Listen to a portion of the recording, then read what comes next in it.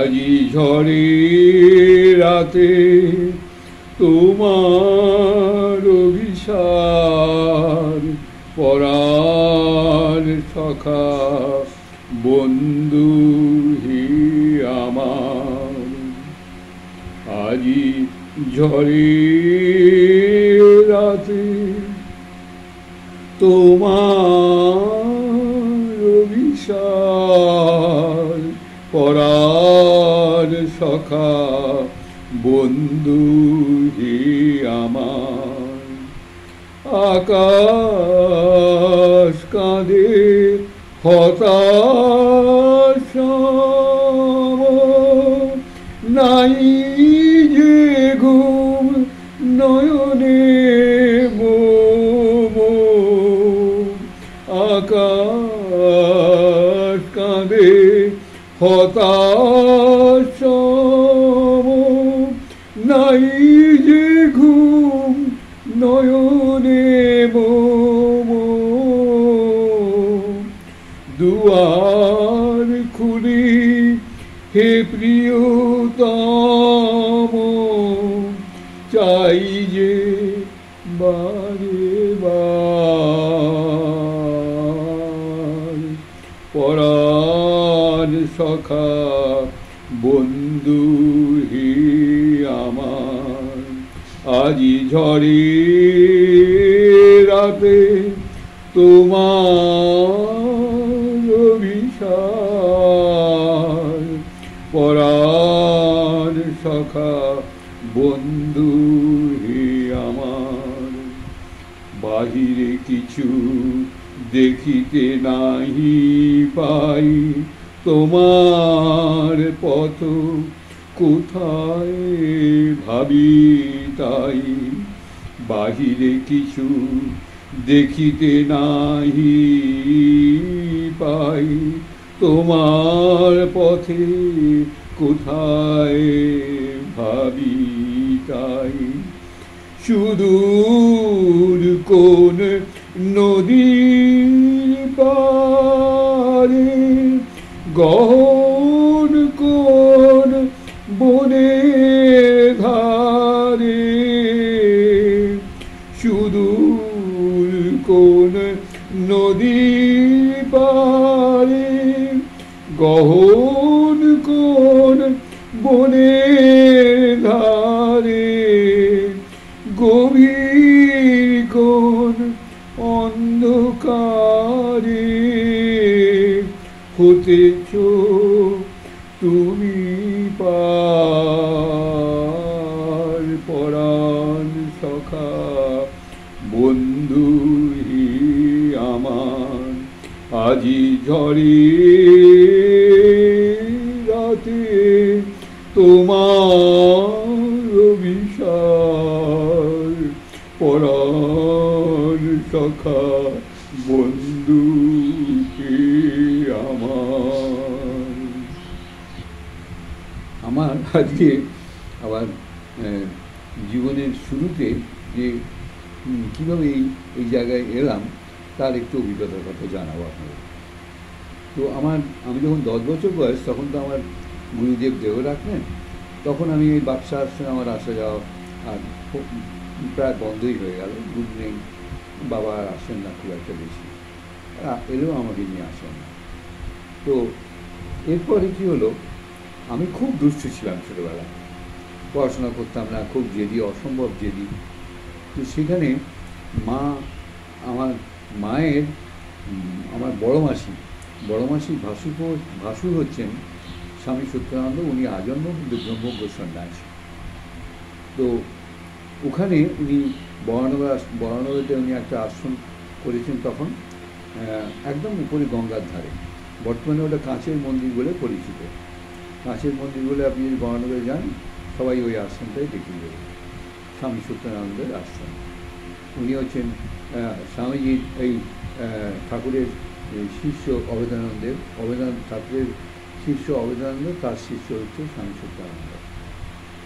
যাই হোক, তো মা তখন আমি দুষ্টু বলে, অসম্ভব দুষ্টু, জেদি, কথা শুনি না, এরম স্বভাবের জন্য মা আমাকে ওখানে ওই স্বামী সত্যানন্দের কাছে নিয়ে গেছেন। নিয়ে যেতে স্বামী সূত্রানন্দ তখন আমার আমার মা এসব কথা বলেছেন আমার সম্বন্ধে। বলতে স্বামী সূত্রানন্দ ওখানে স্বামী সূত্রানন্দের একজন প্রধান শিষ্য ছিল মানিক জ্যাঠা বলে, তাকে হাত ডাকাতে উনি বললেন হাত দেখে আমার যে খুব জেদি, ভীষণ জেদ। তখন ঠাকুর বললেন যে জেদ দেখ, জেদ খুব ভালো, ওর মোড় ঘুরিয়ে দেবে। তো তারপরে তো ঠাকুর একটা মন্তব্য করলেন। সেই মন্তব্যটা হচ্ছে যে আমার দাদা তখন ওখানে থাকে, ওর নাম মৃত্যুঞ্জয়, যে কিন্তু জয় জয় বলে সবাই ডাকে। তো ঠাকুর বললেন যে জয় এত মিথ্যে কথা বলে কেন এখানে, খুব মিথ্যে কথা বলে, ওর বাবা কি মিথ্যেবাদী? এই কথা শুনে আমার খুব কষ্ট হলো।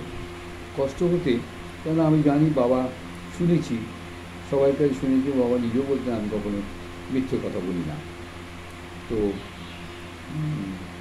এই কথা শোনার পর কষ্ট লাগছে, আমি মনটা ওখানে ভেঙে গেল আমার খুব। এর পরবর্তীতে আরও 2-4টা ঘটনা ঘটে। ওখানে আমি গেছি, মা পাঠিয়ে দিতেন ওখানে পুজোর সময়, পুজোর ছুটিতে, গরমের ছুটি, ওখানে 2 বছর আমি ওভাবে গেছি ওখানে। তো 2 বছরের মধ্যে অনেকগুলো এমন এমন ঘটনা ঘটলো, মানে আমার হাতে প্রসাদ দিয়ে মহাপ্রসাদ পেয়ে নেওয়া হলো, যেহেতু আমার জব হয়নি। সব সন্ন্যাসীরা, এগুলো স্বামী সত্যানন্দ কিছু জানেই না এসব ব্যাপারে। তারপরে ওখানে সন্ন্যাসী শিষ্য যারা আছে তারা চান করে আসেনি বলে আমাকে পুষ্পাঞ্জলি দিদি না, সেই আমি খুব কেঁদেছি। তখন আমার কত বয়স, 11 বছর বয়স কি 12 বছর বয়স। কেঁদে আমি তখন সেই যেখানে থাকতাম হস্টেলে এসে মা দুর্গা টুগারের ছবি ছিল, সেই ছবিতে ফুল দিয়ে আমিও পুষ্পাঞ্জলির স্বাদ মিটিয়েছি। তারপরে আস্তে আস্তে আমার মনটা ওখান থেকে সরে গেল। এখন বুঝলাম পরবর্তীকালে যে আমাকে গুরুমুখী করবার জন্যে আমি স্বামী সূত্রানন্দ ব্যবহার করেছি। যাই হোক, ওখান থেকে তারপরে তো আমি বাড়িতে ফিরে এলাম, পড়াশোনা করতে করতে কলেজ লাইফ হলো। কলেজে আমি ভর্তি হয়েছি। এর মাঝখানে কিন্তু আমার খুব মহাপুরুষের সঙ্গ হয়েছে, যদিও তিনি গৃহী, কিন্তু গৃহী হলে কী হয়, তিনি মহাপুরুষের। তিনি ডেপুটি ডাইরেক্টর ছিলেন ওই ডিজে সেনজিৎ, সে পাঠাতেন উনি, মনোময় বাগচি।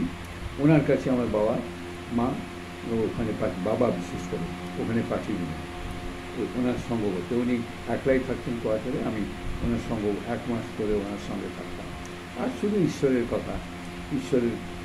কথা বিভিন্ন সাধুসঙ্গের কথা আমি শোনাতে, আর আমার ভালোও লাগতো। আমি কিন্তু বাড়ি থেকে বেরিয়ে এখানে ওখানে ঘুরতাম না, ওখানে বাড়িতে থাকতাম। ওখানেই অনেক ঈশ্বর সম্বন্ধীয় বই পড়েছি, ওনার স্টকে ছিল, সেগুলো পড়েছি। এবং ওখান থেকেই আমি বাড়ি ফেরবার সময় একবার কামারপুর জয়রামবাটি গেছি, ওই 4 বছর বয়সে। এসব ঘটনা আগে বলেছি।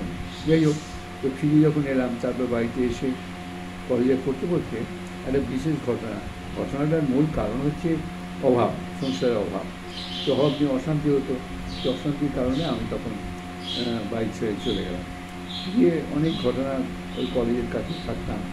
কিন্তু আমি যাওয়ার সময় আমার গুরুদেবের একটা ফটো আমার সঙ্গে নিয়ে গেছিলাম।